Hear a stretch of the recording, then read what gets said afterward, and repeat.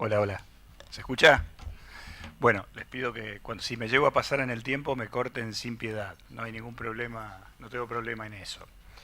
Eh, claro, cuando vi el título de la ponencia dije es muy, muy amplio. Vamos a tratar de acotarlo de alguna manera para que no estemos hablando 40 horas y además para que sea medianamente entretenido para los asistentes. Eh, el tema de los recursos, uno puede ver la cuestión de las impugnaciones de dos puntos de vista. El punto de vista del recurso, que es, digamos, el punto de vista jurídico, ¿no? El medio, la facultad para ejercer el control, para que ejerce el interesado para impugnar una decisión judicial que le resulta desfavorable, o desde un punto de vista político, que es el recurso como medio de control. Entonces ya no miramos tanto el medio de impugnación, sino que miramos más el tribunal, miramos más el órgano que ejercita ese control. Pero cuando uno habla de recursos, inmediatamente, digamos, aparece la cuestión del error, ¿no? Del error judicial, pero que yo prefiero llamar error del sistema penal, porque en realidad los errores a veces se los atribuyen exclusivamente, se habla de error judicial como si fueran errores de los jueces y muchas veces las decisiones erróneas provienen de defectos de el obrar de peritos, de la policía, de la fiscalía y también, por supuesto, de los jueces. Y a veces, digamos, un error encadena otro y así sucesivamente. Obviamente todos ellos se ven de alguna manera cristalizados en alguna decisión judicial. En la sentencia es, digamos, lo más característico, lo más típico, ¿no?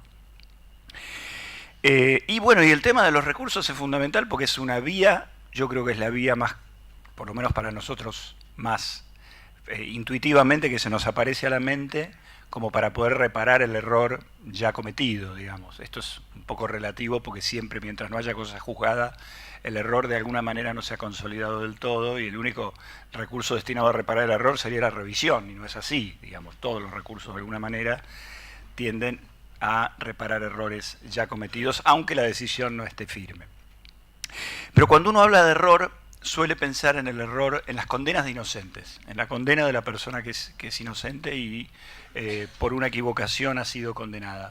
Pero hay otra categoría, y es una categoría de errores que no sé si en Argentina hay empíricamente trabajos desarrollados para saber con qué frecuencia o qué porcentaje hay de errores en ese sentido. En Estados Unidos hubo un trabajo que se hizo durante 40 años de sentencias a muerte y resultó que había un margen de error del 4, algo por ciento, es decir, que de cada 100 personas, 4 o casi 5 eran condenadas a muerte siendo inocentes. Parece poco, ¿no?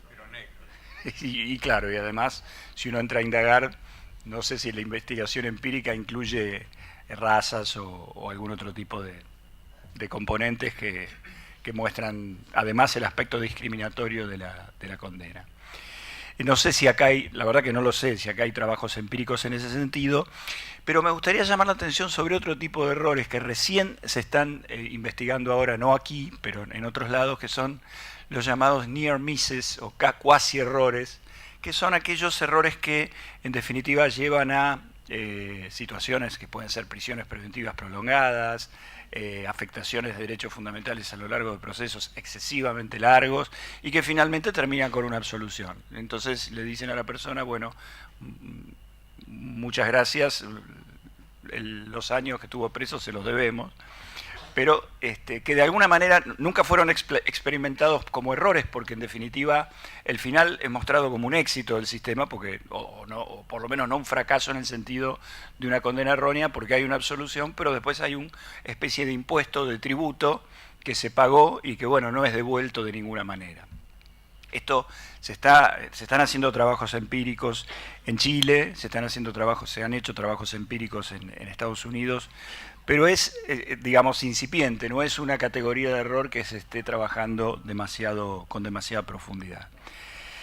Pero bueno, obviamente, como ustedes ya estarán viendo, estoy viendo no porque lo vea yo, sino porque de alguna manera lo ve el sistema, así que en realidad lo más grave de todo en materia de error judicial es el error judicial que ha conducido a la condena de un inocente. No porque no sea grave el error judicial que conduce a la absolución de un culpable, pero digamos que el sistema claramente muestra un diferente grado de gravedad en la forma del tratamiento, digamos, de los principios que nos indican cómo resolver en caso de duda, el caso de revisión a favor del condenado y no en contra. En fin, si uno busca el derecho al recurso del imputado contra la inexistencia del derecho al recurso de parte del fiscal, o sea, no como derecho fundamental, sino como derecho procesal, tiene derecho al recurso el fiscal, pero no como derecho fundamental. Es decir, una serie de cosas donde uno ve cierto desequilibrio en el tratamiento, porque en realidad no es tal desequilibrio, sino que es una cierta mirada, digamos, mucho más concentrada en ver el error en la condena como algo mucho más grave que el error en la absolución, ¿no? Porque no sea grave, insisto, el error en la absolución. Ahora, yo quisiera, más allá de esto, que digamos la solución es muy difícil de saber cuál es, quisiera llamar la atención sobre que nosotros usualmente, me pasa, cuando pensamos en la reparación de los errores, pensamos en los recursos. Pensamos enseguida en los recursos, como si los recursos fueran, y hasta desde un punto de vista de duración del proceso se ve esto más así, como que el proceso principal ya no es el proceso de conocimiento del juicio oral y público que culmina con una sentencia, sino como que eso es una partecita del proceso, pero que la parte principal, por duración inclusive, del proceso son las impugnaciones, es decir, una eternidad de recursos hasta que sobreviene la decisión firme, que nos hacen posar la mirada más que nada en esa etapa, que a veces tiene muchos recursos, en la provincia de Buenos Aires tiene varios, pero en muchas otras provincias también y en otros países también. Lo cual muestra un proceso interminable justamente en una etapa que debería ser, si se quiere, accesoria, más breve, más acotada que lo que es el proceso principal. Y lo que yo observo, y que quería traer como contribución para la charla, si es que no hay debate no se debatiría, pero por lo menos para que la idea quede, es que, bueno,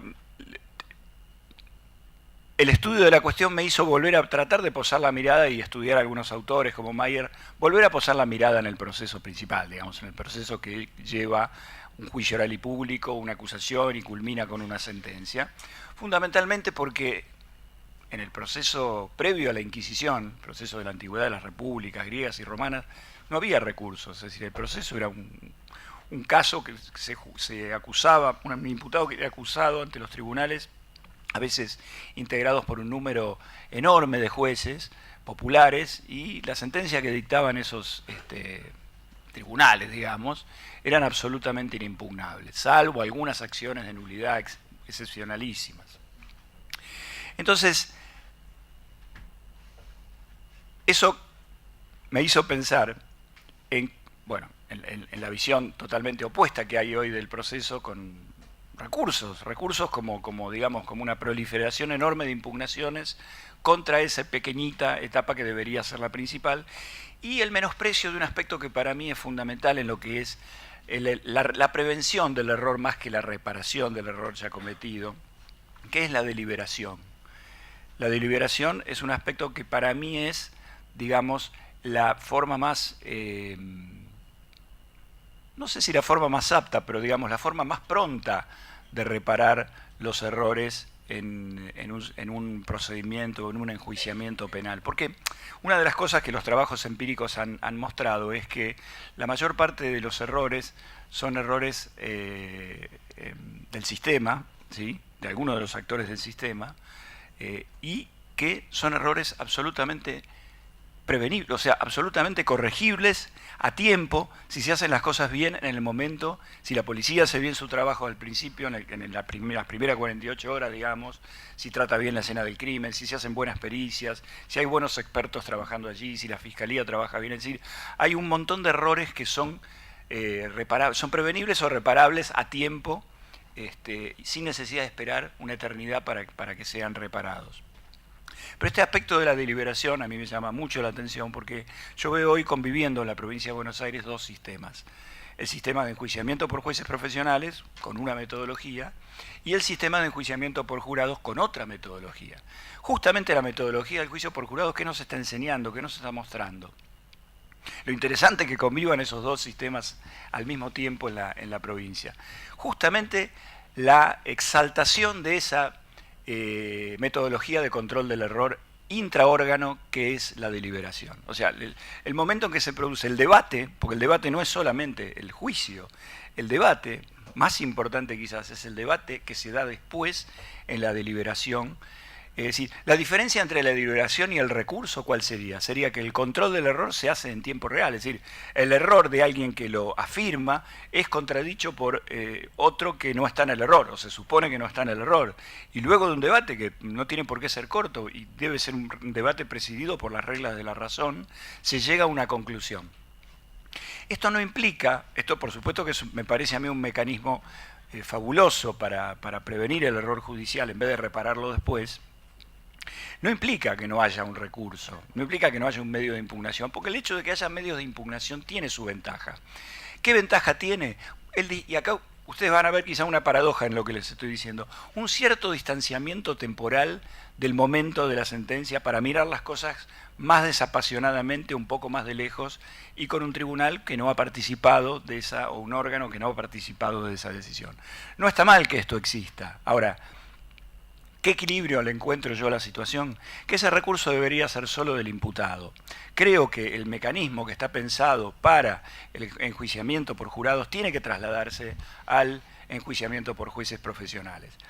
Porque me parece que digamos, la mejor manera de que el derecho al recurso del imputado se lleve a cabo y se desarrolle no es tanto con su amplificación hasta límites insospechados de exhaustividad en el control de cada cosa que uno puede ver y el esfuerzo que dice la Corte que tenemos que hacer para ver todo lo que no nos deja ver la inmediación, tratar de romper esa barrera. No, está en justamente, quizá no ampliar tanto ese recurso del imputado, sino en acotar o restringir y hasta suprimir, salvo casos gravísimos, el recurso del acusador, como es en el sistema de enjuiciamiento por jurados, que justamente el veredicto del jurado es absolutamente inimpugnable. Yo lo que digo es trasladar esa metodología y ese mecanismo al sistema de jueces profesionales, pero para esto obviamente tiene que desaparecer, ustedes dirán, este se tomó una ginebra antes de venir acá, pero tiene que desaparecer el sistema de juicio unipersonal, porque fíjense qué paradoja se está dando en la provincia. Por un lado, consagramos el sistema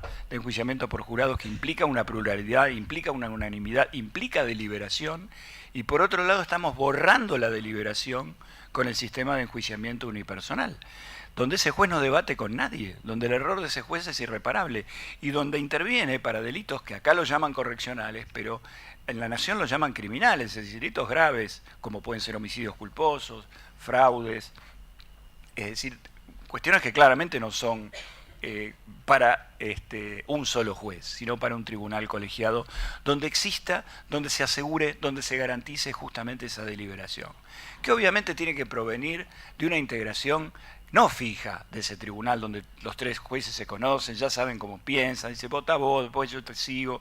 No, donde haya una integración que se pueda formar ad hoc extraída de un colegio de jueces y donde se garantice mínimamente que haya un desconocimiento entre ellos, no porque no se conozcan, porque todo el mundo se conoce, pero por lo menos para que exista realmente una deliberación, una discusión. ¿Sí? Para mí es una de las formas más importantes de prevenir los errores. Entonces, esta charla, que en realidad debería ser una propuesta, o debería, o no sé qué expectativa tenían ustedes, ser una discusión de lege data o de lege lata, termina siendo, para mí siempre, casi siempre, una propuesta de lege ferenda. Me parece que digamos, digamos, apuros o las urgencias por descargar el sistema de casos que cada vez lo inundan paulatinamente más, que nos lleva a consagrar el sistema de jueces unipersonales, o que nos llevan a que en casación haya un bibunal, no un tribunal, ¿no? Que haya dos jueces y en caso de disidencia de esos dos jueces haya que convocar a un tercero, cosa que también sucede en la Cámara de Garantías. ¿Por qué? ¿Por qué hay que llamar a un tercero cuando hay disidencia? ¿Por qué discuten solo dos?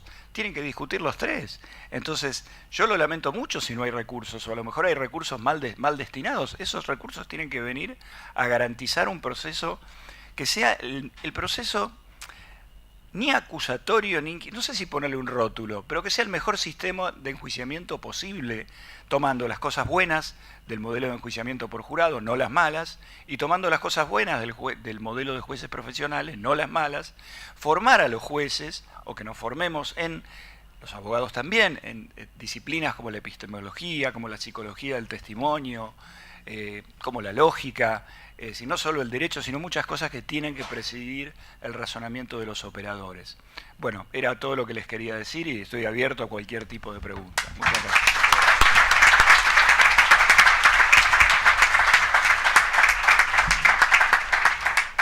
Muchas gracias, doctor Díaz Cantón. Y ahora la mirada de la Corte, el doctor Daniel Martínez Astorino, secretario penal de la Suprema Corte de Justicia de la Provincia de Buenos Aires.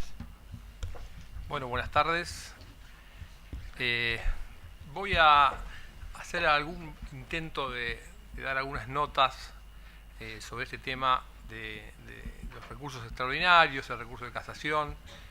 Y bueno, voy a aprovechar un poco la exposición del doctor Herbel, que al involucrar el tema del recurso de casación y de la Corte, en alguna medida recortó alguna posibilidad de que yo dijera alguna de las cosas que ya él dijo, así que no las voy a repetir, ¿no? Partiendo de esta idea y pensando en esta idea de pasado, presente y futuro, que me parece muy interesante, ¿qué pasa con el tema del pasado? Es decir, cuando se derogó el Código Joffre, de repente salió un nuevo sistema de impugnatorio, salió de esa idea del recurso de apelación y se entró en un recurso de casación y bueno, obviamente todos conocemos el recurso de casación como un recurso eminentemente de derecho. Estaba pensado como una función de derecho. En la provincia de Buenos Aires tenemos un problema adicional. Tenemos ya una casación en la Suprema Corte de Justicia. No solo una casación vía RIL, que sería la casación tradicional, sino una casación en las formas por el recurso extraordinario de nulidad. Y una casación de tipo constitucional provincial, que es el recurso de inconstitucionalidad. En consecuencia, el primer problema que tuvo el recurso de casación es que ya cuando empezó un poco difícil de aplicarse. ¿Por qué? Porque están superpuestos dos mecanismos que involucran supuestos de recursos de casación. Para colmo, uno tiene naturaleza inferior, es decir, es un recurso de casación que depende del otro recurso de casación. Esta problemática fue vista por la Suprema Corte de Justicia ya de entrada, ni bien surgió la reforma, a excepción del doctor Pisano, justamente acá presente, que no definió la naturaleza de extraordinaria o no del recurso de casación, y el doctor Negri, que dijo solo recurso, todos los demás jueces calificaron el recurso de casación como un recurso extraordinario. Y lo llamaron justamente casación de tipo legal. Y apuntaron a esas ideas de funciones nomofilácticas y uniformadoras de la jurisprudencia, que son las esencias del recurso de casación. Pero, vía el control de los recursos ante la Suprema Corte, esta idea se fue complicando. Cuando digo que estos jueces, los primeros jueces que interpretaron que era el recurso de casación y demás, estos jueces entendieron también, allá por el año 99, 2000, que como había un nuevo recurso de casación y la ley de implementación decía que había que aplicarse las causas pendientes, bueno, gran parte del trabajo de la Suprema Corte se remitió al Tribunal de Casación. Con lo cual ahí tenemos un primer problema en ese órgano. Un tribunal nuevo que empieza a adoptar una nueva postura, que va a ver cómo va a diagramar su jurisprudencia, ya empieza un poco atrasado, porque se le remiten causas que estaban en la Suprema Corte pendientes de resolución. Esto es un primer problema. El Tribunal de Casación después ha tenido otros problemas, ¿no? Algunos nos nominó muy claramente el doctor Herbert. Por ejemplo, el trabajo en temas vinculados a la gravedad institucional, dejando de lado recaudos formales frustratorios del acceso a la instancia casatoria. Usando esa fórmula de la gravedad institucional, no muchas veces de manera propia, se involucraron en cuestiones que no sé si son de gravedad institucional, incluso para la Corte Suprema de Justicia de la Nación. Y con eso se amplificó su espectro cognoscitivo, incluso vía habeas corpus, cuando todavía el habeas corpus no estaba concebido como recurso. tenemos en cuenta que el habeas corpus como recurso recién fue introducido por la ley 13.260. Y ya hay muchos pronunciamientos anteriores que, bueno, amplificaron esa idea de ese artículo 450, que en definitiva no teníamos muy claro con ese 450 si la casación iba a ser un tribunal intermedio en interlocutorios o no. Entonces, ahí apuntamos algunas falencias del Tribunal de Casación, también podemos apuntar algunas de la Suprema Corte de entrada, ¿no? Aunque en este momento pertenezca a ella, me parece que en alguna medida eso de pasar un montón de causas fue un poco complicado. Ahora bien, la casación se fue complicando aparte por otro tema, que es sin duda Casal. O sea, Casal desnaturalizó la casación en alguna medida porque si uno tiene que hacer un esfuerzo revisor tan amplio y si lo importante es la justicia del caso, bueno, evidentemente las cuestiones de derecho son casi no atendidas por la casación, no atendidas con muy poca posibilidad digamos, de certidumbre. Y máximo si tenemos 6 salas y los acuerdos plenarios, acá me corregirá el doctor Mancini, pero fueron pocos sobre la ley sustantiva. Pero aparte hay otro problema adicional, con Casal, con el tipo de revisión, con el control integral y con la idea de que la Suprema Corte, vía el recurso de inaplicabilidad de ley, es la que fija la doctrina legal en la ley sustantiva, con lo cual plenarios sobre ley sustantiva, que después son dejados de lado por criterios de la Suprema Corte, que en definitiva es el que tiene la función constitucional, no legal, de interpretar básicamente la ley sustantiva. Evidentemente las leyes de procedimiento podían limitar el RIL, lo han hecho y le han dado la casación, digamos, sustancial en materia evidentemente de derecho penal de fondo. También por la amplificación de las cuestiones constitucionales, las cuestiones federales, Estrada, Di Masio y Cristo, si la Corte tiene que fallar con carácter previo a la Corte Federal como superior tribunal de la causa, es inexorable que la cuestión federal se trate con la antelación, por un tema que tiene que ver con la oportunidad del planteo. Si la oportunidad del planteo hace que es necesario que existan tratamientos de las cuestiones constitucionales en el momento que se produjeron, que se mantengan y que sean resueltas por los tribunales ante quienes se plantean, y la Corte de la provincia evidentemente va a tener una forma de tener que abordarlos con carácter previo a la Corte Federal. De hecho, la Corte hasta el año 2002 era bastante reacia a aplicar Di Masio, Estrada y Cristo. Es más, tenía una doctrina muy conocida que decía que las limitaciones constitucionales que se establecían en el artículo 161, apartado 3º, se podían hacer. Se podía haber limitaciones constitucionales, con lo cual no se habían todavía dado cuenta que esas limitaciones estaban para la ley de procedimiento interno. Pero las cuestiones constitucionales que abordaba la Corte Federal no son cuestiones procesales, son cuestiones constitucionales. Tienen una relación directa e inmediata con el derecho federal involucrado. En consecuencia, con posterioridad la Corte fue amplificando el marco de conocimiento y empezó a abordar las cuestiones constitucionales, y a partir de eso, para lograr en definitiva un equilibrio, evidentemente también generó que el Tribunal de Casación, las cámaras y demás también trataran las cuestiones constitucionales.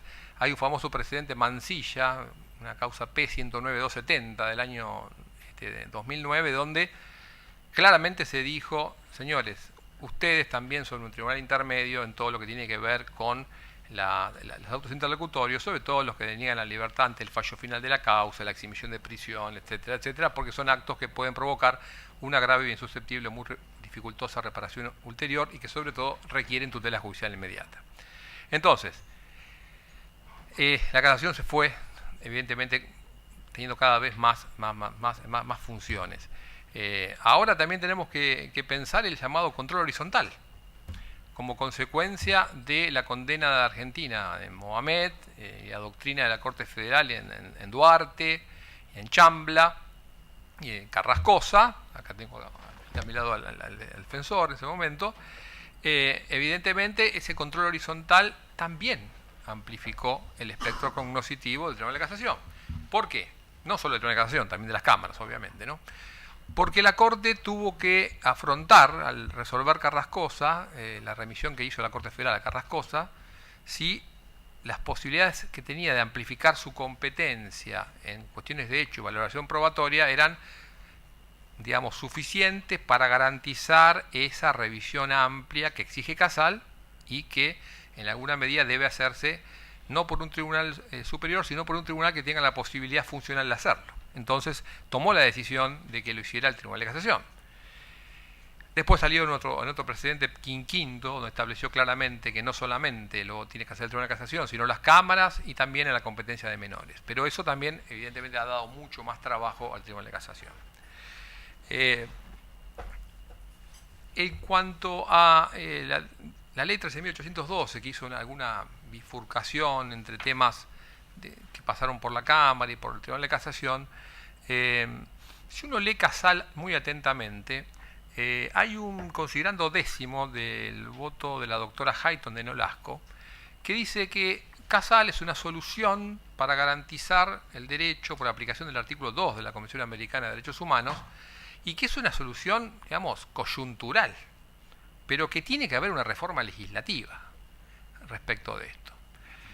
Yo no sé si el legislador lo hizo pensando, a pesar de que debe ser racional, según lo que estudiamos en Introducción al Derecho, pero cuando saca la ley 13.812, pergeña una competencia bastante definida para garantizar ese derecho respecto del recurso de apelación para las sentencias correccionales y las de menores, en un principio, y esto también tiene una repercusión, ¿no? Porque en definitiva lo que tenemos que esperar es qué va a pasar con la casación. ¿Va a haber alguna también respuesta legal de la provincia de Buenos Aires? Para estos temas se fue trabajando, obviamente, se sigue trabajando y se trabajó en el anteproyecto de reforma, del que también tuve el honor de participar. Y se trabajó bastante, más allá de la diferencia entre el anteproyecto y el proyecto, la idea de que el Tribunal de Casación ya no tenía un sentido, digamos, el mismo sentido que tenía cuando se creó en 1998, porque tuvo Casal, porque tuvo todas las cuestiones federales, porque tiene ese control horizontal, porque ahora tiene la mitad de la competencia en materia de todo el núcleo, solamente la materia criminal, la materia correccional la tienen las cámaras y no una cámara, cámaras de muchos departamentos judiciales, con lo cual es bastante complicado a veces interpretar la ley y la ley procesal también, la ley penal y la ley procesal. En consecuencia, bueno, en las comisiones se plantearon mucho este tema y puntualmente se sugirió la idea de eliminar los motivos casatorios. ¿Qué sentido tiene hoy poner motivos casatorios a la medida del 456 de la Nación o del 448 si lo que exige Casal es la articulación de toda cuestión plausible que genere un agravio para el recurrente? Porque lo que importa es la función diquelógica o de justicia del caso. Si esto es así, la nueva imagen de la casación penal debe ser totalmente diversa a la que se pensó en 1998, y un esbozo de eso es lo que se trató de hacer en el anteproyecto y creo que también en el proyecto, cumpliendo en alguna medida o terminando de cumplir este postulado que decía Hayton de Nolasco en ese voto en Casal. Por un lado, una competencia que garantice la posibilidad de doble conformidad judicial, incluso cuando la primera sentencia de condena se dicte como consecuencia de un recurso del fiscal, en materia correccional y también, podríamos pensarlo, en materia criminal, pero no por derivación de la jurisprudencia, sino por una derivación legal. Después podemos discutir si digamos, es razonable que hoy exista una casación criminal que tenga una interpretación sobre la teoría del delito, por ejemplo, y las diferentes cámaras. Yo insisto, en este caso me parece que el problema está bastante resuelto, porque la casación es la Corte, es la Suprema Corte. Capaz que la casación de la provincia no lo entiende y las cámaras tampoco, pero tienen que adecuarse a los lineamientos del derecho penal de fondo. Lo tiene la Corte, no lo tiene otro tribunal. Es más, varias veces la Corte tuvo que dejar sin efecto plenarios del Tribunal de Casación por temas evidentemente de fondo, como por ejemplo el tema de la suspensión del proceso de prueba, el tema de la reincidencia, etcétera, el 41 bis, el 41 cuater del Código Penal. En consecuencia, a veces un poco, tomando en cuenta lo que decía el doctor Díaz Cantón, a veces lo importante es saber administrar lo que tenemos, ¿no? Si tenemos las instituciones creadas de esta forma, que pueden funcionar bien o mal, y hay algunas funciones que están claras, y funciones que no están claras porque lo dice la Suprema Corte como cuestión de autoridad. Digamos, los recursos extraordinarios son recursos previstos por la Constitución de la Provincia de Buenos Aires. la única forma de modificarlos es cambiar la Constitución de la Provincia de Buenos Aires. Entonces, es verdad que en el ámbito del RIL puede haber alguna limitación que tengan las leyes de procedimiento. Bueno, la hicieron las limitaciones. Lo hicieron claramente para el derecho penal de fondo. Ahora, si la materia correccional y la materia criminal la van a interpretar de una forma distinta a lo que dice la Corte, y también vía la Corte Federal cuestiones de arbitrariedades fácticas o normativas vinculadas con la interpretación del derecho de fondo, que hacen que muchas veces las cuestiones de fondo sean resueltas por la Corte Federal, sean definidas en cuanto a su sustancia. Cuando a veces escuchamos los discursos de que la Corte Federal no puede atender las cuestiones de arbitrariedad, o hay que sacar la arbitrariedad de la Corte Federal, porque en definitiva no es una función ortodoxa de la Corte Federal. No obstante ello, muchas de las sentencias más relevantes que ha tenido la Corte Federal son sobre interpretación del derecho penal de fondo vía la arbitrariedad normativa de las sentencias. Me parece que, no sé cómo voy con el tiempo. Estamos ahí. 5, bueno. Me parece que esto es importante tenerlo en cuenta. Poder utilizar las reglas que tenemos y poder optimizar el sistema.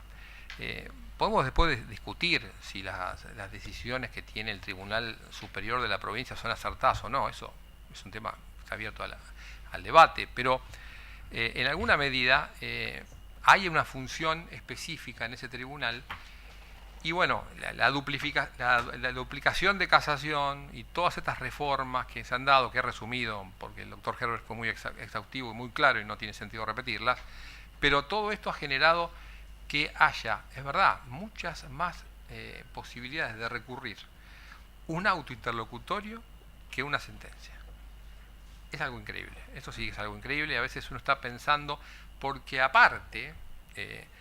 para que ustedes tengan una idea, miren la esquizofrenia un poco del sistema. Recién en el año 2006, en un expediente que se llamó Lasarte, la Suprema Corte determinó que la denegatoria de excarcelación era equiparable a definitiva. O sea que llegue a la Corte un tema vinculado a la denegación de la libertad tiene poco tiempo, si nos ponemos a pensar. Lo había hecho antes por casos puntuales donde nos había ordenado el Tribunal Superior de la Nación. Pero en definitiva... ¿por qué la Corte tiene que hacer esta idea de que el Tribunal de Casación o las cámaras tengan que intervenir? Y bueno, porque la recurribilidad de todas las decisiones previas es increíble. La cantidad es algo que a veces no se puede entender. La ley 14.647, que fue creada para reformar el ámbito del recurso extraordinario, los recursos extraordinarios previstos en el 479 del Código Procesal Penal, justamente tuvo la idea de, aparte de amoldar el sistema para todas las materias, porque en civil, comercial, contencioso administrativo y laboral, el auto lo concedía la Cámara o el Tribunal de Grado, y en penal venía directamente ante la Corte, también tuvo por objeto tratar de lograr que a la Corte no llegue todo. ¿Por qué? El promedio era más o menos 80 expedientes, 80 escritos que interponían un recurso por día. Entonces, hablando un poco de eficacia, eficiencia y lograr que tengamos un pronunciamiento rápido, que respetemos los pactos internacionales, el plazo razonable de duración de procesos. Imagínense qué se puede hacer con 80 expedientes por día. Se puede hacer mucho. Se podrá caratular, con suerte, ¿no? Hasta las 5 o 6 de la tarde. Pero después hay que verlos. Y después se presume que la Corte vaya a hacer una doctrina que sea coherente y que sea cumplida por toda la provincia de Buenos Aires.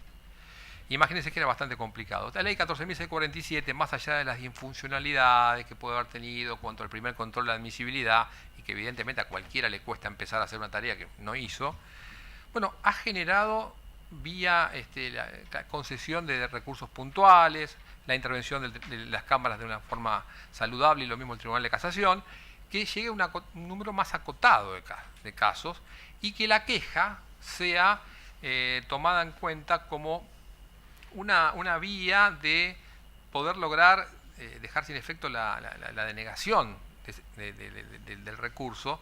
Tiene una forma bastante más sencilla de poder trabajar la cuestión. Un poco esa simplificación va en línea con lo que dice el doctor, ¿no? La simplificación del recurso para que no haya una hipertrofia tan grande de recursos que realmente el postulado de llegar a hacer una justicia rápida, imparcial, razonable, en un tiempo más o menos razonable, valga la redundancia, es solamente una verdad que transita por los nombres, pero muchas veces no por la realidad. Hoy la Suprema Corte, luego de esta reforma y de mucho trabajo, puedo decir que estaba bastante equilibrada en cuanto a los casos que entran y los casos que están saliendo, y dentro de todo se ha mejorado bastante en cuanto a la optimización de esos recursos y a la tasa de resoluciones, y no solo a la tasa de resoluciones que dicta, sino también a la tasa que tiene que ver con la eficacia del sistema, porque una situación muy puntual es medir si lo que uno hizo tiene algún tipo de efecto, porque si las resoluciones son dictadas todas en un tiempo razonable o rápido, pero las resoluciones son nulas, son arbitrarias o no tienen ningún tipo de fundamentación lógica o jurídica, realmente no sé si podemos llamarlas resoluciones. Hoy la tasa de eficiencia es bastante amplia, no lo digo yo, si ustedes quieren pueden compulsar todo lo que ha hecho la Corte Federal respecto de la sentencia de los tribunales, y van a ver que no es como antes, que había una tasa de revocación un poco más amplia. Y eso se debe también a la posibilidad de optimizar el servicio, de utilizar las herramientas al alcance y de, por supuesto, tener en cuenta que la Corte debería ser la última palabra y debería tener una función excepcional, más allá de que tenga esa competencia reglada por la propia Constitución. Nada más.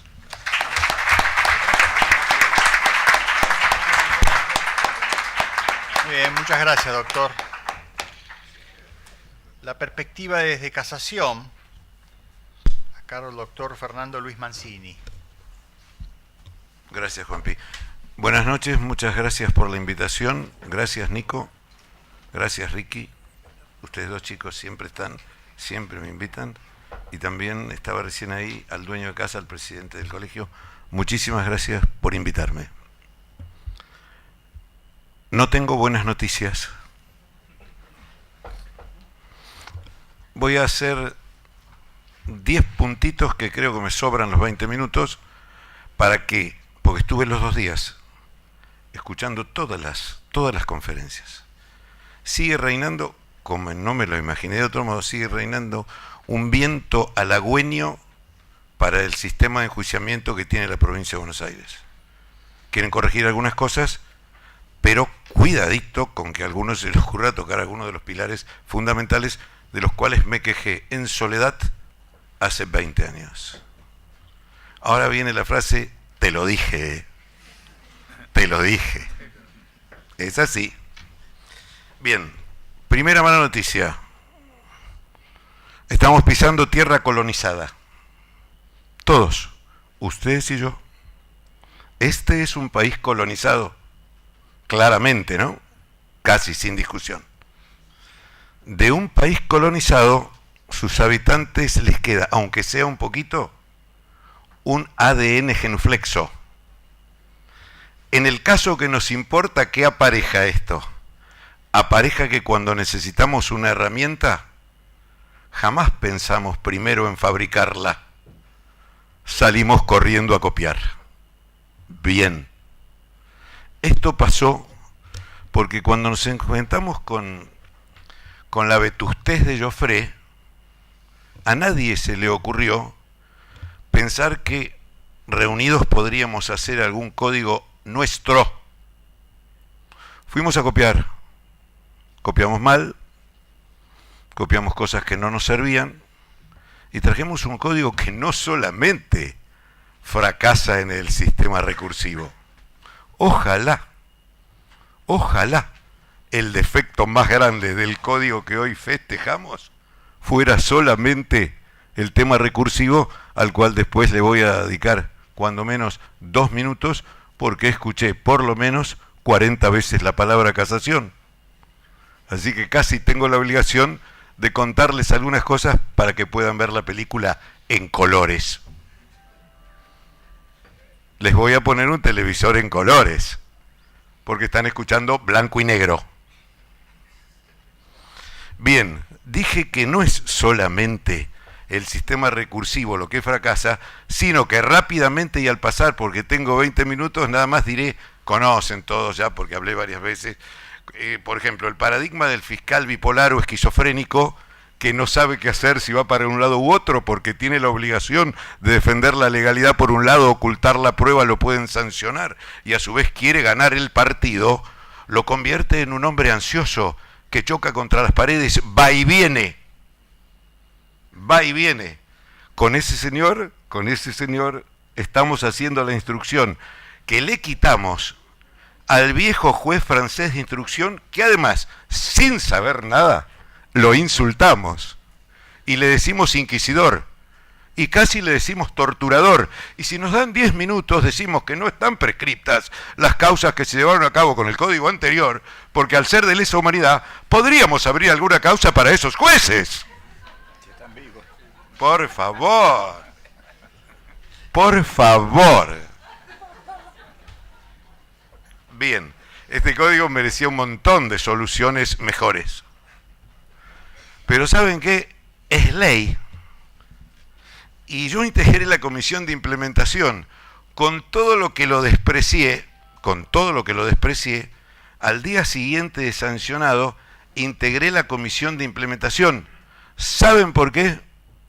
Porque la ley manda. Artículo 1 y 33 de la Constitución Nacional nos dice a todos desde hace muchísimo tiempo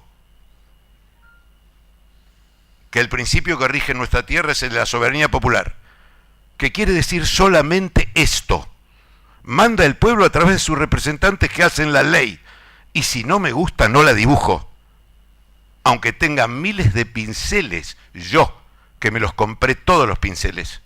Yo podría escribir y dibujar lo que se me dé la gana, pero digo lo que dice la ley todos los días. Lo expliqué por ahí en un plenario al que recién hacía referencia mi amigo, en el que gracias a Dios es verdad que la Corte nos corrigió, con suerte para mí que era la minoría. La Corte nos corrigió para bien.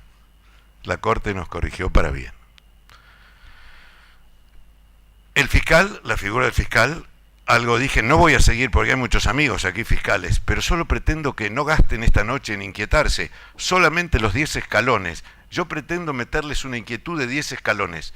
Digan, a ver qué dijo este Barbeta, ¿es verdad que yo choco contra las paredes y que no sé qué hacer? Sí, es verdad, y si me lo niega se lo voy a contar yo, porque yo reviso todas las causas todos los días.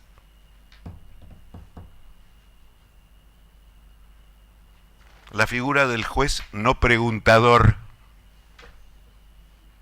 La figura del juez no preguntador. Esto es, el señor que va a decidir sobre el único punto importante, que es saber si alguien es culpable o no. A ese señor, si tiene dudas y las partes no se la resolvieron, no le permitimos preguntar, porque se contamina si no.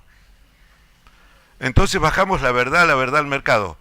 La ausencia total, el abandono de la búsqueda de la verdad real. Esto puede ocurrir solamente hasta jardín de infantes. Nadie abandona la búsqueda de la verdad real, y mucho menos si ocurre esta falencia en el campo donde lo que está en juego es el enorme peso, el tremendo peso, la terrible espada de Dionisio arriba de la cabeza de la persona, es decir, el Leviatán, el Estado con esta lapicera encarcelando gente, quitando autos, entregando hijos a otro lado, embargando. Ahí, en este campo de acción que le damos a los jueces, en este campo de acción, nos desinteresamos por la verdad real. Es un pecado. Es un pecado. En los 10 escalones de bajada de la escalera, por favor, piensen esto. Por favor, piensen que cada vez que van a resolver o a pedir, lo están haciendo sobre el abandono de la búsqueda de la verdad real. Y esto se ha dicho aquí con orgullo. La verdad ya dejó de ser la verdad real. ¿Ve qué es esta estupidez de buscar la verdad real? Se dice. El equipo de los acusatorios. Yo no soy un vetusto que ama el juicio donde la policía podía tomar indagatoria, ¿eh? Yo solo quería que cuando hicieron la reforma, en vez de ir a buscar un Fórmula 1 para que circule por las calles empedradas de la provincia de Buenos Aires y se rompa a los 2 metros, dije esta frase la dije hace 20 años. Dije, han traído un código que es un Fórmula 1, porque saben que tuvieron la guapesa, la audacia, de ir por el mejor, el que borra al juez. Vienen otros aditamentos, ¿no? Además con esto, habeas corpus completamente recursivos, son habeas corpus que sirven para ir al supermercado, los habeas corpus increíbles. Entonces la gente dice, hoy dicen, el tema recursivo me tiene preocupado. Ah, bueno, metamos la apelación y luego si sale mal, metele el recurso de habeas corpus. Y la Cámara tiene que empezar a inventar y dice, no, mire, si va por acá y ya dije esto, ya lo dije, bueno, no, lo dijiste, yo te lo pregunto de vuelta. También les voy a recordar otra cosa para la televisión en colores. El recurso de doble instancia no era constitucional. No lo era. El juicio oral que tanto aman era un juicio muy aristocrático, de doble apellido. Se llamaba así, juicio oral de instancia única, como decir Menéndez y Oves. Era un banana.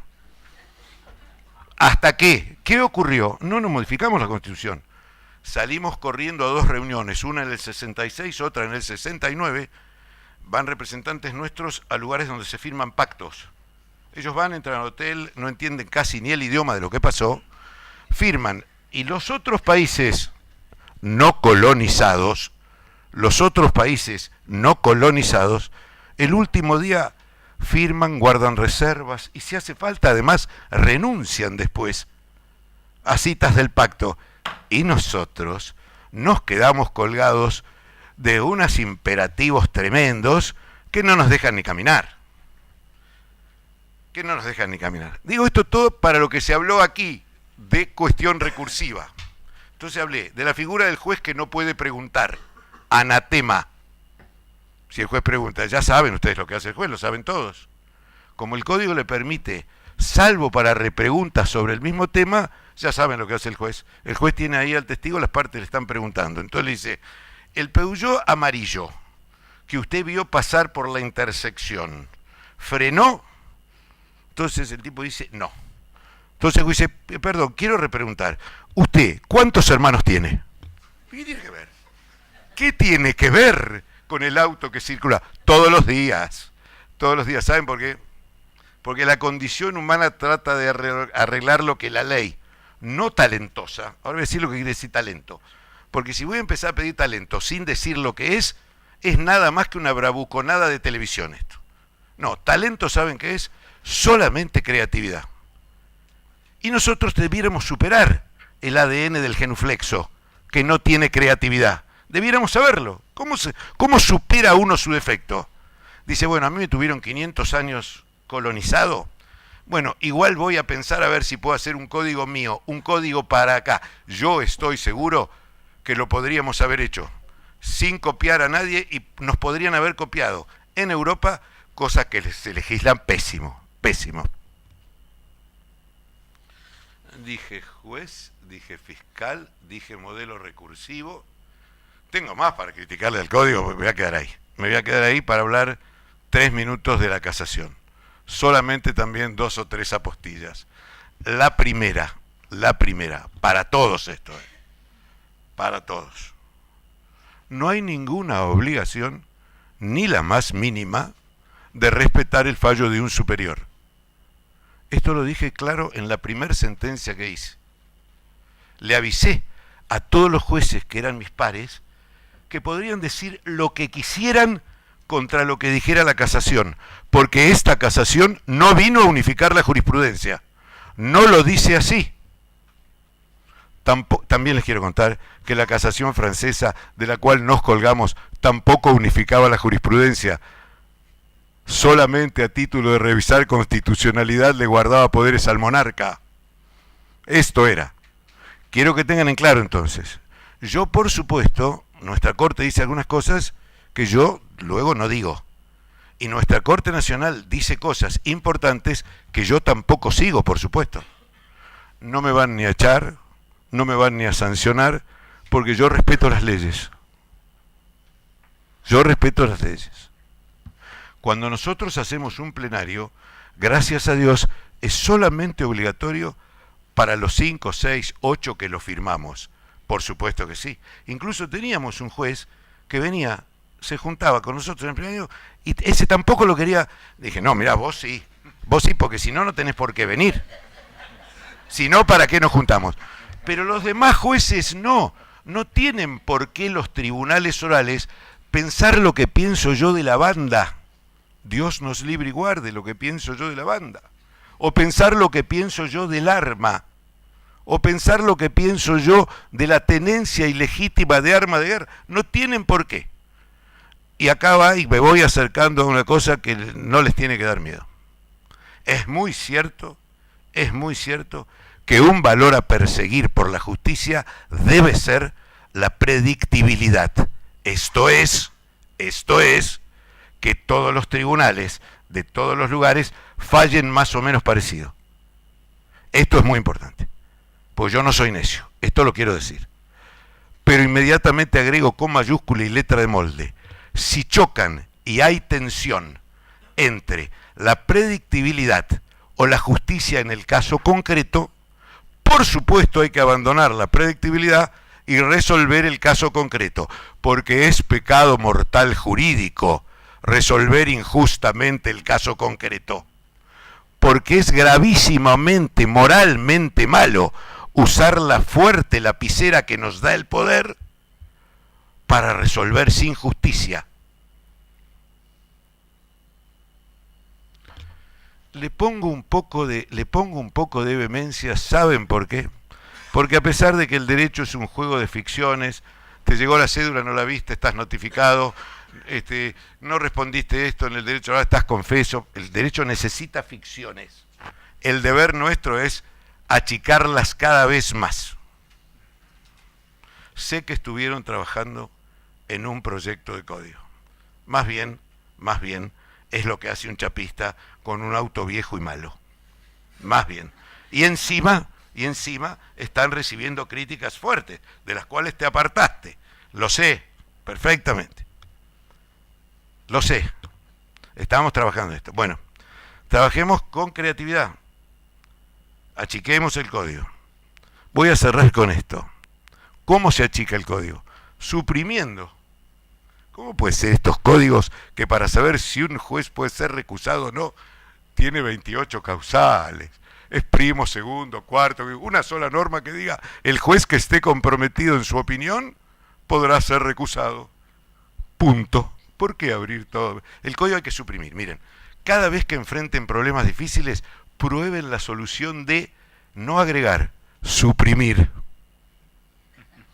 Les voy a contar un cuento muy cortito. Había una vez un bloque enorme, de mármol grande, tremendo.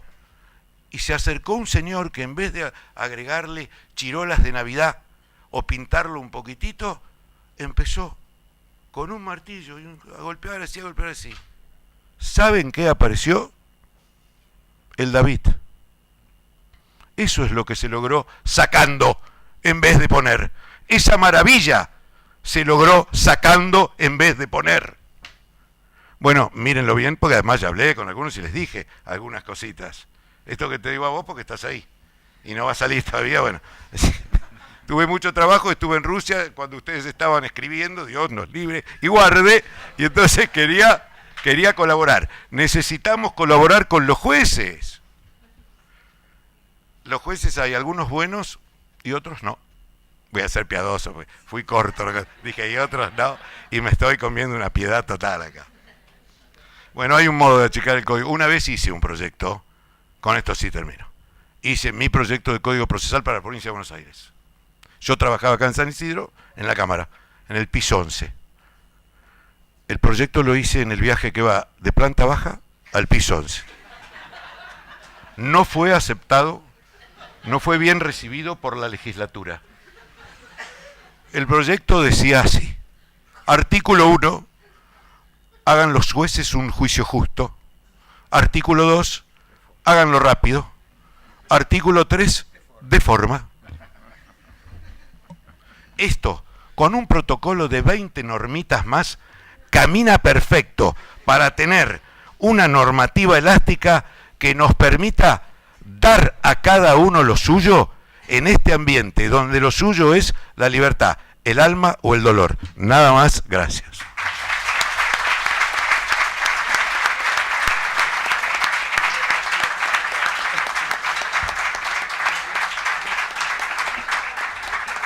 Bueno, muchas gracias, doctor Mancini.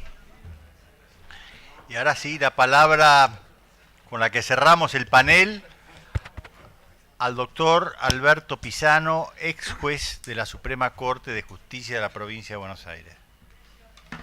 Bueno, buenas tardes a todos y bueno, gracias a los organizadores por haberme invitado a compartir con los colegas tan simpática reunión. ¿Se escucha ahora? Está casi todo dicho, la verdad que está casi todo dicho y desde ayer a hoy he visto que cada uno de los aportes es muy significativo. Yo les voy a relatar un poco cómo se llega a una reforma y cómo se llegó a esta reforma y las cosas que no hicimos y las que deberíamos haber hecho. Pero para eso voy a empezar por el primer código, el código Joffre, que lo citó hoy Armelo y lo citó también el doctor Herbel.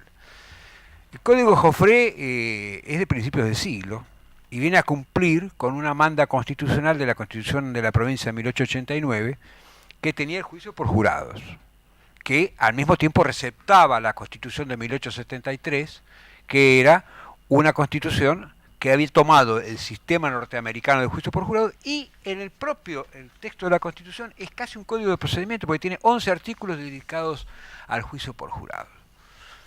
Como habían pasado 25 años y el juicio por jurado no se instalaba, los constituyentes del 89, al final de todo el capítulo de juicio por jurado, le ponen el artículo 180 que dice, bueno, en caso de que no se ponga en funcionamiento, mientras no se ponga en funcionamiento el juicio por jurados, la legislatura dictará un código de procedimientos.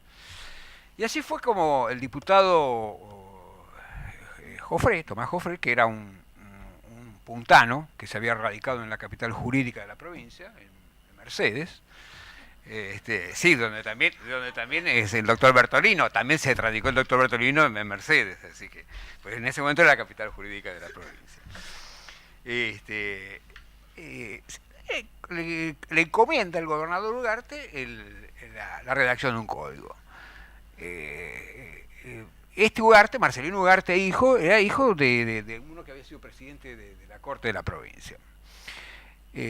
Quiero recalcar que en ese momento la provincia de Buenos Aires, al principio del 1900, tenía 1.900.000 habitantes, de los cuales más de 600.000 estaban en lo que hoy se llama el conurbano y el resto estaba en el interior de la provincia.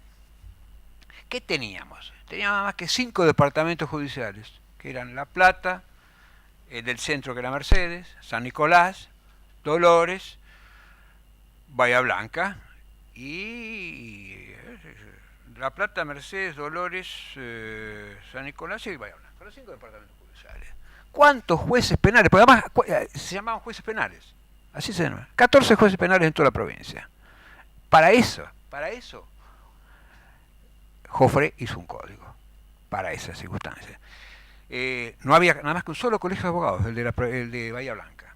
El segundo, que el de Mercedes, se constituye 2 años después del código. No había mujeres abogadas. Ni una mujer había abogada.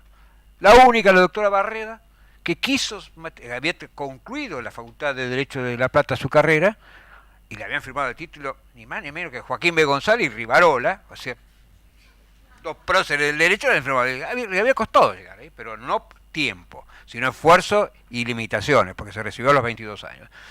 Se fue a matricular en ese momento, como no había colegio, no había colegiación, como no la hubo hasta el 47, la matrícula tenía la corte, va a iniciar el trámite y le dicen, no, usted es mujer, le dicen.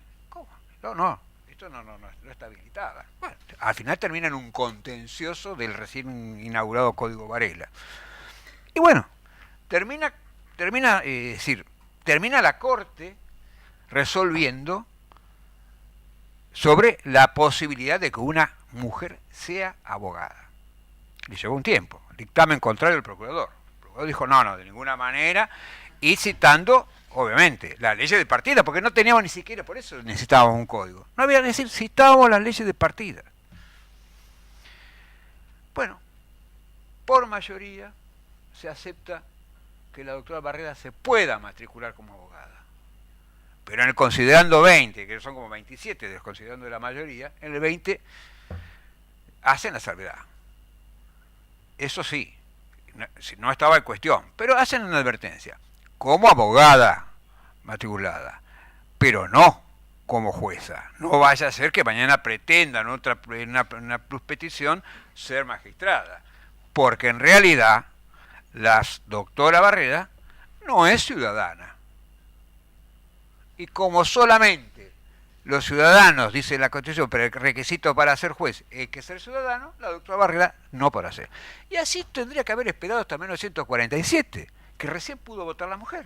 O sea, es para mostrarles cómo, es decir, el código que redactó Joffre, a qué mundo estaba representado.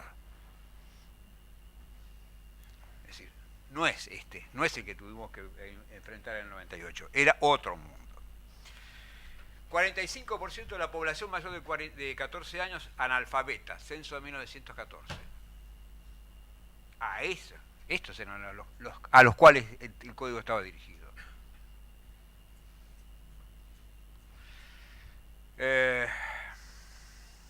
Bueno, el código sobrevivió 3 constituciones.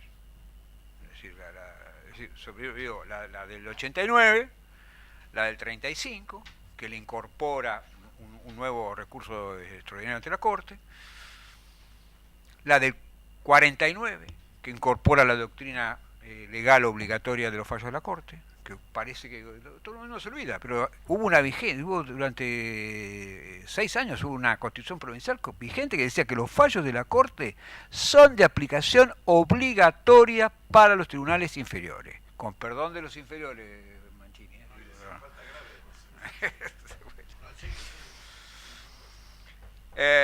Se hicieron, bueno, con todo este código sobrevivió desde el 15, que se puso en vigencia en enero del 15, hasta el 98. Así que saco las cuentas, son 70 y pico de años. 11 reformas. La más importante es la que se realizó durante la gestión del ministro de Gobierno y el secretario de Justicia DiCaprio, el ministro de Gobierno Portesi, también de la capital jurídica de la provincia de Buenos Aires también. Y que fue la ley de las 10.358, que se puso en vigencia en el 86, en marzo del 86. Ahí empieza a tener vigencia un poco, es decir, a ampliarse la oralidad. Empezó a tener sentido la oralidad, que ya estaba contemplada en el Código Joffre, pero que la verdad que era muy raro y extraño. La realidad de ese momento, en el 86 al 89, que es cuando de vuelta el gobierno de la provincia encara una posibilidad de reforma integral del código, que es durante la gestión de Darrocha en el Ministerio, en la Secretaría de Justicia, se plasma en una comisión donde estaba Granillo Fernández, donde estaba Lucila Larrandar, donde estaba Horacio Reynoso, que había sido juez acá en San Isidro y era camarista en Lomas, y alguien más que se me escapa y no recuerdo, pero que se plasmó en un proyecto de código, que no tuvo aprobación legislativa porque cambia el gobierno. Todavía ya en el final de la vigencia del Código Joffre, los resultados eran paupérrimos. 4% de las causas que se iniciaban tenían resolución final. No había nada. Es decir, cuando uno miraba todo el funcionamiento, todo el esfuerzo puesto para que el 4% de las causas concluyan por decisión, es pobrísimo. La eficiencia y la eficacia, diría Fusito, no cuajaban ahí, no acertaban con nada. 40% de las causas eran sobre autores ignorados. 60-80% de los detenidos, de acuerdo a la temporada, eran de prisión preventiva. 10.000 era la población carcelaria allá por el 94-95, 2.500, 2.800, 2.900 comisarías. Esto decantado que íbamos a la Comisión Interamericana, en algún momento venía así. Bueno, viene la reforma 94. Cambio. decir, bueno, ahora sí, tenemos una constitución y se da la posibilidad de la incorporación de los tratados internacionales y aparece la figura en la Constitución Nacional de la independencia del Ministerio Público, y en la Constitución de la provincia se recepta también una mayor autonomía con un artículo especial sobre el Ministerio Público, que hasta ese momento era una integración casi obligatoria del sistema del Poder Judicial. Siguió estando dentro del Poder Judicial, pero con su autonomía. Esto, ¿cómo continúa? Continúa que a principios del 95, Juan Carlos Hitters, que había sido secretario de redacción de la Convención Constituyente de la Nación, cubre una vacante en la Corte. Y la doctora Falvo, que era la primera presidenta de un colegio de abogados en la provincia de Buenos Aires, la presidenta del Colegio de Abogados de Quilmes, que también había sido convencional Constitución Internacional, pasa a ser su secretaria de Justicia de la provincia de Buenos Aires.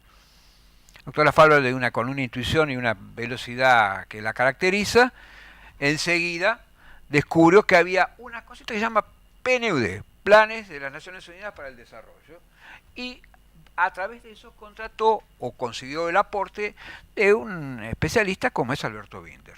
Alberto Binder, un hombre experimentado en las propuestas de reformas procesales, había integrado comisiones, había sido corredactor de algunos códigos en Centroamérica, y una persona muy reconocida en el ámbito del derecho. Así es que el 30 de agosto del 95, del 95, si bien digo, se crea una comisión que la integra hábilmente Falvo, porque lo pone a De Lázari, que era el actual, en ese momento el procurador general, lo convoca a Chiara Díaz, titular de procesal en Santa Fe, miembro de la Corte de Santa Fe, y un hombre también con mucha incidencia en el pensamiento procesal penal.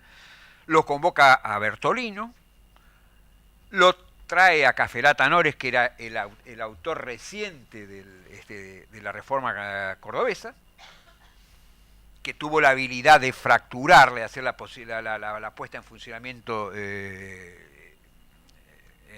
por zonas. La trae a Ángela Ledesma, que en ese momento había sido presidenta del Superior Tribunal de Catamarca, y en ese momento era miembro del Tribunal Oral Federal, ahora está en casación.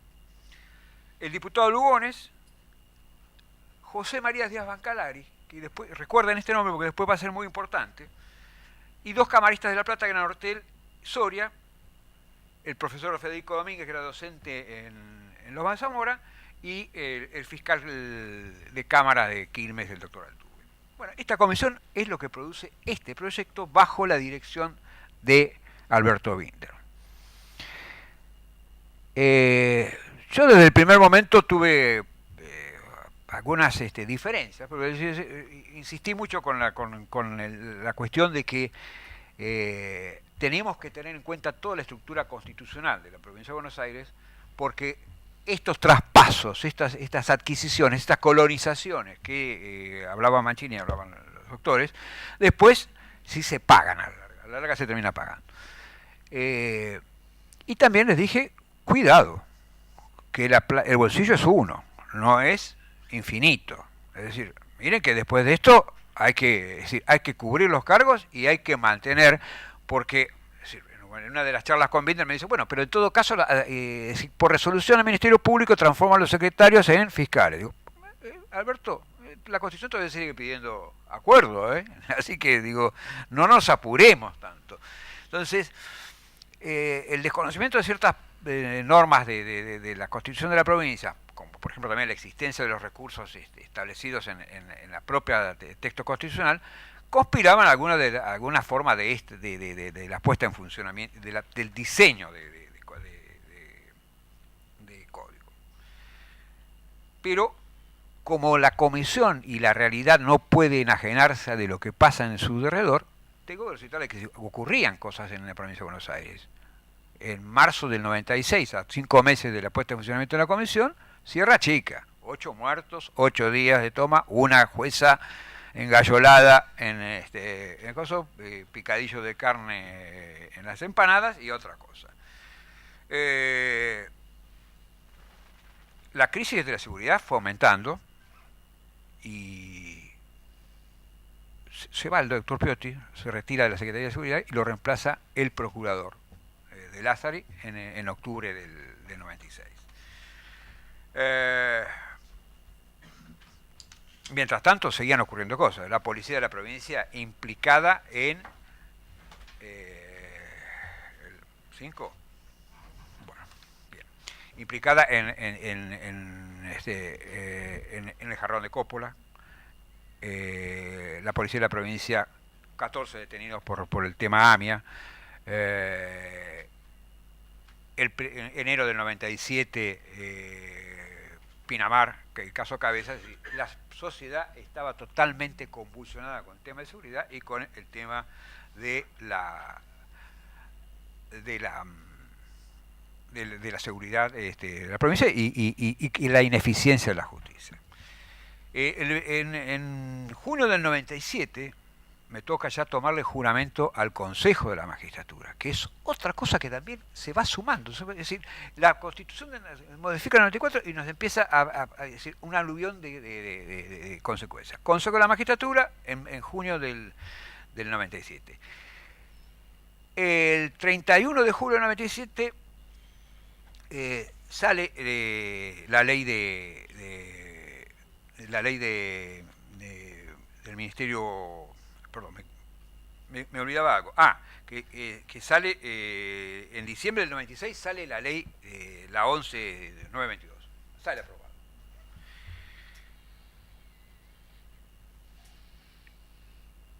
Y acá viene lo de Díaz Bancalari. En el periodo que iba desde diciembre a enero, que es cuando se promulga la ley, fuimos a un acto que había en la gobernación y estaba Díaz Bancalari, Carlos Brown, que era funcionario, también era secretario de Estado, abogado presidente del Colegio de Abogados de San Martín en su momento, y yo. Y en ese momento entra Duhalde y me dice: Pisano, tengo informes definitorios para vetar esta ley, vetar el código. Dice: ¿qué opinas? Y yo, como siempre con el criterio de oportunidad, le dije, además de Díaz Bancalari, que había sido mi jefe en la legislatura en los años 70, había sido mi superior, digo, el que lo sabe bien es él, que integró la comisión y fue el miembro informante de la legislatura. Y Díaz Bancalari en ese momento habló 40 minutos, una aplanadora, y lo convence al gobernador Duhalde de no vetar la ley. Por eso digo, hoy que estamos conmemorando 20 años de la puesta en funcionamiento, dependió de un hecho en ese momento. O sea, si Díaz Bancalari dudaba, no ponía firmeza en el sostenimiento de la vigencia de la ley, Duhalde tenía los dictámenes preparados para vetar la ley. Y además, digo, estábamos nosotros 3 años y no estaba Falvo, porque justamente no preguntó delante de Falvo, sino que lo preguntó para evitarse preguntó afuera. Bueno, ¿en qué estábamos? Ya están los 5 minutos. Bueno, después viene la ley del Tribunal de Casación. El 26 de enero, el 26 de octubre del 97, ya con el Consejo de la Magistratura en funcionamiento, a todo trapo, a mí me toca, pues en ese momento se reunía paradójicamente la condición de ser presidente del jurado de enjuiciamiento, presidente del Consejo de la Magistratura, presidente de la Corte y presidente de la Junta Electoral de la provincia, integrante de la Junta Electoral Nacional. O sea que no había mucho tiempo para escuchar a los secretarios de la Corte cuando decían: traje esta causa a resolver. El 26 de octubre del 97 se produce un fenómeno. Pierde el oficialismo. Pierde en la provincia de Buenos Aires el oficialismo, gana la alianza. Y cambia para el 10 de diciembre la integración de la legislatura. Desesperadamente, 48-41, entra el pánico, no nos aprueban. Entonces, a correr a aprobar el código. Y el código se aprueba en diciembre del 97, el 4 de diciembre. Es decir, se aprueba la 12059, que es la ley de implementación, la 12060, que es la incorporación de casación, y la 12061, la ley orgánica del Ministerio Público. Todas en un solo día, bajo la desesperación que el 10 de diciembre cambia la integración de cosas y no nos dan los números. Bueno, enero del 98 se promulgaba, se tenía previsto que un cálculo que habíamos hecho de 347.000 causas iban a ocurrir en el 98. La ley de implementación nos da 40% menos cargos para fiscales, solamente 340 de los solicitados y 127 defensores. O sea, un defensor cada 2,5, 2 y 3/4 de... Le digo, de Láser esto no da. Digo, porque además cuando la defensa privada no puede hacer frente a la oralidad, es decir, la defensa pública colapsa. Y además es cierto, es decir, en el sistema escritural los abogados escribíamos el fin de semana, el lunes mandábamos los escritos, el empleado del juzgado y teníamos todo el tiempo. Ahora en la oralidad tenemos que estar pendientes de todo eso. Bueno, vamos a cortarla. ¿Qué trajo esto? 97, les voy a traer unos números para que vean lo que pasó en cuanto a los recursos humanos. Ni les cuento, porque además, es decir, cuando en un momento, es decir, tomar 1.600 exámenes en escuela de policía para los fiscales, 1.400 exámenes para los defensores oficiales. Sí, la doctora Molina ya se acuerda usted, ¿no es cierto? En pleno invierno. 4 de marzo, encima, qué fecha. Qué golpe, y mientras tanto, en julio del 98, mientras estábamos tomando todos esos exámenes, a alguien se le ocurre, le digo porque nadie se acuerda de esto, yo lo padecí, por eso lo digo, a alguien se le ocurre, en julio del 98, que como había un proceso de reelección a nivel nacional, qué mejor que hacer una convocatoria, un plebiscito, para demostrarle a aquellos que pensaban impulsar la reelección que la provincia de Buenos Aires no estaba de acuerdo. Entonces había que convocar un plebiscito. Díaz Bancalari, que había dejado de ser legislador y era ministro de gobierno, me llama y dice, tengo una changa, sí, tenés que organizar un plebiscito. ¿Cómo? Digo, sí, convocamos para el 17 de septiembre un plebiscito para... Digo, nosotros hace 50 años que hacemos elecciones encadenada con la justicia federal. No tenemos... no sé, en el 90 hicimos un plebiscito. Digo, sí, yo fui apoderado de uno del CILE, digo, pero hay que poner 48.000 mesas, hay que convocar. Bueno, tenés 60 días, me dice. Bueno, eso, mientras me llegaban los camiones mosquitos con... Un día me dice uno de los empleados de la corte, doctor, están los autos, ¿qué? Dame la carátula. Digo, ¿qué carátula me estás pidiendo? No, están los autos en la calle 13. 9 camiones con 72 Peugeot 205 y los Volkswagen Polo para repartir, porque además teníamos, como decía el doctor digo, había que mirar lo que decían los arquitectos. Vaya a ver la escuelita del Jardín de Infantes de Campana. A ver, el intendente de San Isidro que decía, yo tengo acá una curtiembre que está para la venta, y bueno, comprando edificios, la escuelita de Campana era un jardín de infantes. Cuando vamos a ver con arquitectos, los inodoros eran ferrum de nene, de 60 centímetros. Las puertas eran chiquititas. Todo esto era que poner en función. Ya está. Les cuento. 2 cositas más. 97, teníamos 741 integrantes del Ministerio Público, 1.684 del Sistema de Administración de Justicia Penal y 10.442 de todo el Poder Judicial. O sea, que el Ministerio Público era el 7% del total, el 44% del fuero y el fuero penal era el 23% del total del Poder Judicial. Hoy, Estoy que decir ya, 2018, estoy como comermelo. Ministerio Público, 7.800 integrantes, 29,5 del total, o sea, del 7 al 29,5 del total. Sistema Administración de Justicia Penal, 190% del Ministerio, el Ministerio Público tiene ahora el 190% de lo que tenía, porque tiene 4.000. Antes teníamos 741.600 y ahora tenemos 7.800 contra 4.000. Y el fuero penal del Poder Judicial es el 44%. La remuneración en 1997 del Poder Judicial de la provincia estaba en cuarto lugar en las 23. Hoy estamos en el número 19, o 18, 19. Bueno, sí, alguien se llevó la plata.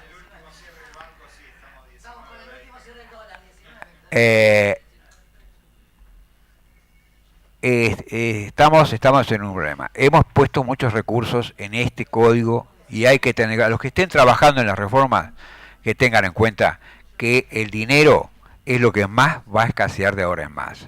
Cuando proyecten algo, por eso vayamos a las simplificaciones, no renunciemos al principio, pero encontrémosle la vuelta de que gastemos menos, porque si no, este porcentaje que le estamos sacando al resto del Poder Judicial es también, se lo estamos quitando al resto de la población, lo estamos quitando al resto de los que litigan. Y yo no sé si el sistema penal merece que se lleve tanto dinero frente a tanta conflictividad que hay entre los otros fueros. Discúlpenme la lata, ha sido un gusto.